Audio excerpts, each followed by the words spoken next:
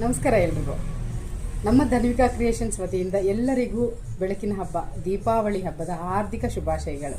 ಎಲ್ಲರ ಮನೆಯಲ್ಲೂ ಸುಖ ಶಾಂತಿ ಸಮೃದ್ಧಿಯ ಬೆಳಕು ಸದಾ ಬೆಳಗ್ತಾ ಇರಲಿ. ಹಾಗೆಯೇ ಯಾವುದೇ ಕಷ್ಟ ಕಾರ್ಪಣ್ಯಗಳಿದ್ದರೂ ಅದು ನಂದಿಸಿ ಆ ಭಗವಂತ ನಿಮ್ಮ ಎಲ್ಲರ ಜೀವನದಲ್ಲೂ ಬೆಳಕನ್ನು ಕೊಡಲಿ. ಹಾಗೆಯೇ ಎಲ್ಲರೂ ಅಷ್ಟೇ ಮನೆಯಲ್ಲಿ ದೀಪಗಳನ್ನು ಹಚ್ತೀರಾ, ಪೂಜೆ ಮಾಡ್ತೀರಾ, ಒಳ್ಳೆ ಕಜ್ಜಾಯ ಎಲ್ಲ ಮಾಡಿ ತಿಂತೀರಾ. ಜೊತೆಯಲ್ಲಿ ತುಂಬ ಮುಖ್ಯವಾಗಿರೋದು ಪಟಾಕಿ ಹೊಡೆಯೋದು. ಸೊ ಮಕ್ಕಳೆಲ್ಲ ಪಟಾಕಿ ಹೊಡಿತಾರೆ. ಸೊ ತುಂಬ ಹುಷಾರಾಗಿ ನೋಡ್ಕೊಳ್ಳಿ. ಯಾವಾಗಲೂ ಹೇಳೋ ಹಾಗೆ ಮಕ್ಕಳನ್ನ ಪಟಾಕಿ ಹಚ್ಚುವಾಗ ತಂದೆ ತಾಯಿ ಯಾರು ಮನೇಲಿರೋವಂಥ ಹಿರಿಯರು ಜೊತೆಯಲ್ಲಿ ಇದ್ದು ಪಟಾಕಿ ಹಚ್ಚಿ ಏನಾದರೂ ಅವಾಂತರ ಮಾಡಿಕೊಂಡ್ರೆ ಕಷ್ಟ, ಆಮೇಲೆ ನಾವೇ ನೋವು ತಿನ್ನೋದಲ್ವಾ. ಸೊ ಹುಷಾರಾಗಿ ನೋಡ್ಕೊಳ್ಳಿ. ಹಾಗೆ ಆದಷ್ಟು ಶಬ್ದ ಇಲ್ಲದೆ ಇರೋವಂತಹ ಪಟಾಕಿಗಳನ್ನ ಹಚ್ಚಿ.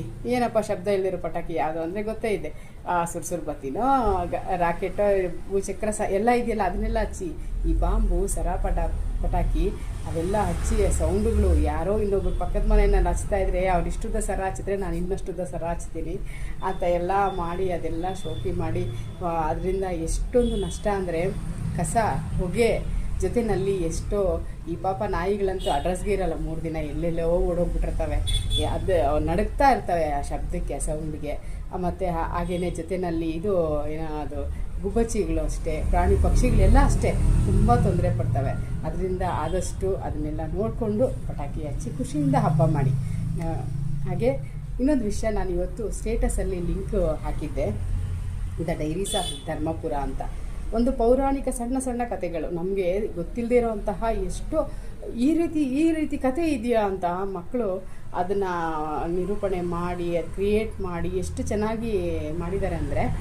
ಸೊ ನನ್ನ ಮಗನ ಜೊತೆಯಲ್ಲಿ ಅವರ ಸ್ನೇಹಿತರು ಫ್ರೆಂಡ್ಸ್ ಎಲ್ಲ ಸೇರಿ ಒಂದು ಟೀಮು ಆ ರೀತಿ ಮಾಡ್ತಾ ಇದ್ದಾರೆ. ಇದು 3ನೇ ಎಪಿಸೋಡು ಇವತ್ತು ನಾನು ಹಾಕಿರೋದು. ಸೊ ನೋಡಿ ನಿಮಗೆ ಗೊತ್ತಾಗುತ್ತೆ. ನಾವು ಅದರಲ್ಲಿ ಅರುಣ ಅಂದರೆ ಯಾರು, ಕಾಮನಾಗಿ ನಾವೇನು ಹೇಳ್ತೀವಿ, ಅರುಣ ಅಂದರೆ ಸೂರ್ಯ ಅಂತೀವಿ. ಆದರೆ ಅಲ್ಲಿ ಅರುಣ ಅಂದರೆ ಯಾರು ಅಂತ ಅದನ್ನು ನೀವು ನೋಡಿದ್ರೆ ಗೊತ್ತಾಗುತ್ತೆ. ಆ ಥರ ತುಂಬ ಕುತೂಹಲಕರವಾದಂತಹ ಈ ರೀತಿಯಾದ ಸ್ವಾರಸ್ಯವಾದಂತಹ ಕಥೆಗಳು ಇದೆಯಾ ಅಂತ ನಮ್ಗೆ ಗೊತ್ತಾಗುತ್ತೆ ಅದನ್ನು ನೋಡ್ತಾ ಇದ್ದರೆ. ಸೊ ಎಲ್ಲರೂ ಅಷ್ಟೇ ಮಿಸ್ ಮಾಡಿದೆ. ದ ಡೈರೀಸ್ ಆಫ್ ಧರ್ಮಪುರ ಇದೆಯಲ್ಲ, ಆ ಲಿಂಕ್ ಕಳಿಸಿದ್ದೀನಲ್ಲ ಯೂಟ್ಯೂಬ್ ಚಾನಲ್ಲು, ಅದನ್ನ ಸಬ್ಸ್ಕ್ರೈಬ್ ಮಾಡಿ ಸಪೋರ್ಟ್ ಮಾಡಿ. ಮಕ್ಕಳು ಒಂದು ಏನೋ ಮಾಡ್ತಾ ಇದ್ದಾರೆ, ನಾವು ಎಲ್ಲ ತಿಳ್ಕೊಂಡಂಗೆ ಆಗುತ್ತೆ. ಯಾರು ಇವಾಗ ಬುಕ್ಸ್ ಇಟ್ಕೊಂಡು ಏನಿದು ಯಾವ ವಿಷಯ ಏನೂ ನಾವು ತಿಳ್ಕೊಳ್ಳಲ್ಲ. ಅಟ್ಲೀಸ್ಟ್ ನೋಡಿ ನಾವು ತಿಳ್ಕೊಂಡಂಗೆ ಆಗುತ್ತೆ ಈ ರೀತಿ ಇದೆಯಾ ಅಂತ ಹೇಳಿ.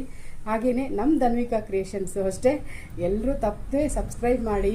ಇನ್ನೂ ಹೊಸ ಕ್ರಿಯೇಷನ್ ಗೊತ್ತಲ್ಲ, ಕ್ರಿಯೇಟಿವಿಟಿಯಾಗಿ ಬೇರೆ ಎಲ್ಲ ನಾವು ಮಾಡ್ತಾಯಿದ್ದೀವಿ. ನಿಮ್ಮ ಸಪೋರ್ಟ್ ಸದಾ ಹೀಗೆ ಇರಲಿ.